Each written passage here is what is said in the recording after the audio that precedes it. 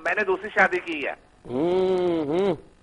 تو میرے جو پہلے 3 بیٹے ہیں وہ میری خدمت نہیں کرتے، وہ اس چیز سے ناراض ہے کہ میں نے شادی کر لی۔ اچھا ٹھیک ہے، تو بس وہ سارے کما رہے ہیں لیکن باپ کو پوچھتے کچھ نہیں۔ دوسری شادی، تو کیا یہ صحیح ہے؟ دیکھیں ہم 2 جہتوں سے اس کو سمجھائیں گے۔ پہلی جہت تو یہ ہے، بیٹوں کے لیے ہم عرض کریں گے کہ والد کا دوسری شادی کرنا اگرچہ آپ کی والدہ کے لیے ایک دکھ اور غم کا باعث ضرور ہے، لیکن شرعی لحاظ سے والد صاحب اس دوسری شادی کی بنا پر اپنی تعظیم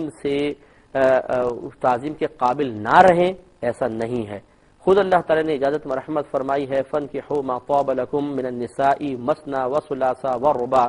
کہ تمہیں جو عورتوں میں سے پسند آئے تم ان سے نکاح کر سکتے ہو، 2 سے، 3 سے، 4 سے۔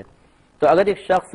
لیکن آگے ضرور یہ ہے کہ اگر تم انصاف نہ کر سکو، عدل نہ کر سکو تو ایک سے ہی کرو۔ تو اگر کوئی شخص عدل انصاف کر رہا ہے اور وہ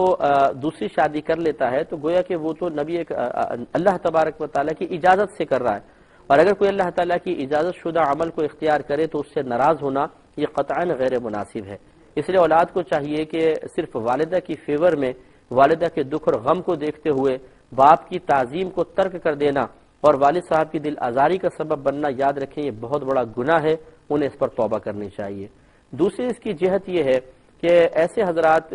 کہ جو مطلب بلا سوچے سمجھے اس قسم کے قدم اٹھا لیتے ہیں، انہیں بھی سوچنا چاہیے کہ آپ کے ساتھ صرف آپ ہی کی زندگی نہیں ہے، آپ ہی کی ذات نہیں ہے، کچھ اور ایسے نفوس ہوتے ہیں جن کے جذبات، جن کی کیفیات آپ کے ساتھ ہیں، اور ان کے جذبات کا احترام کرنا، کیفیات کا احترام کرنا بھی ضروری ہے۔ اس سے لائف نارمل گزرتی ہے، پرسکون گزرتی ہے۔ ہم جب اپنی نفسانی خواہش کو پورا کرنا چاہتے ہیں، چاہے اس میں پیچھے کوئی بھی مصلحت صحیحہ کار فرما ہو،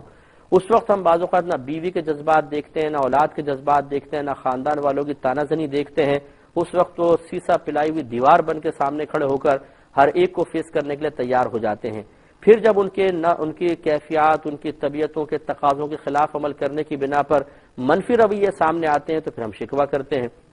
تو سوال یہ پیدا ہوتا ہے کہ ایسا کام اگر کوئی حاجت صحیحہ اور بہت ہی زیادہ ضروری نہ ہو تو ایسا کام انسان کرے ہی کیوں کہ اپنے پیارے جدا ہو جائیں۔